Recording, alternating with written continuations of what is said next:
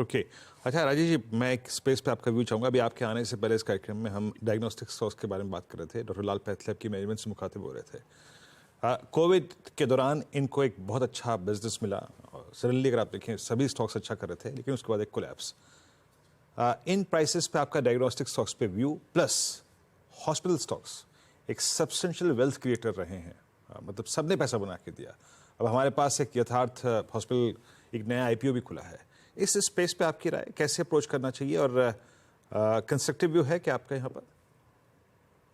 तो अलग अलग सेगमेंट में हम बात करेंगे। आपने फर्स्ट पूछा डायग्नोस्टिक सेक्टर, तो diagnostic sector in fact we also bought pre covid, early parts of covid, like I still remember March 2020 April 2020 में हमने भी हमारे पोर्टफोलियो में डायग्नोस्टिक स्टॉक लिए हुए थे।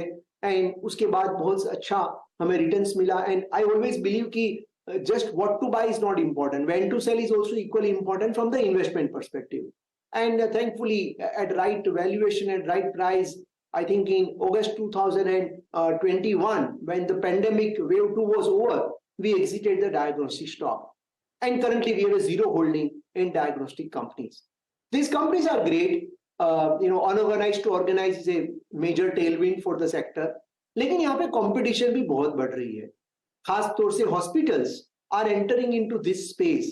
और ये हॉस्पिटल्स है जो ऑर्गेनाइज सेक्टर है, ये अनऑर्गेनाइज सेक्टर नहीं है, छोटा सा दुकान वाला चीज नहीं है, ये बड़ी हॉस्पिटल्स है। वो are entering into diagnostic business क्योंकि ये बहुत प्रॉफिटेबल बिजनेस है। उसके उपरांत platform companies are also entering this business.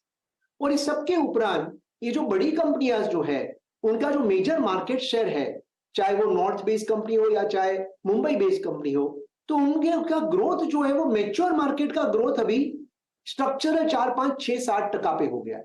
वो 18% से ग्रो नहीं हो सकता है द मैच्योर मार्केट। उसका मतलब ये है कि they have to now expand more into tier 2, tier 3, tier 4, tier 5 towns and cities, जहां से आपको इंक्रीमेंटल ग्रोथ आएगा। But it takes time, it is a long journey. वो एक दिन में नहीं आता है, it takes 2, 3, 4 years. So we like these businesses, but currently we are monitoring them. Currently we are not holding this diagnostic businesses. Coming to second part, आपने hospital business की बात की। Hospital business is a very unique business. On a per hospital basis, एक hospital अगर आप लगाते हो तो 4 साल का पेबैक पीरियड नॉर्मली होता है, जो अच्छा बिजनेस होता है। लेकिन प्रॉब्लम ये होता है कि जैसे ही आपकी ऑक्यूपेंसी बढ़ जाती है, you have to again invest. So it is a very capital intensive business. These are not B2C. These are highly capital intensive business. And currently we do not have any exposure to hospital business. We like the businesses which are asset light when it comes to consumer, like wire and cable company, one of the largest we hold, one of the largest luggage company we own, one of the largest company which is into dining set, we own that company. We used to own one of the largest plywood company. We own one of the largest consumer electrical company. All these businesses are asset light. They have a huge free cash flow generation. And of course, they offer huge growth potential. So that's how we look at one sector versus other sector on a relative basis.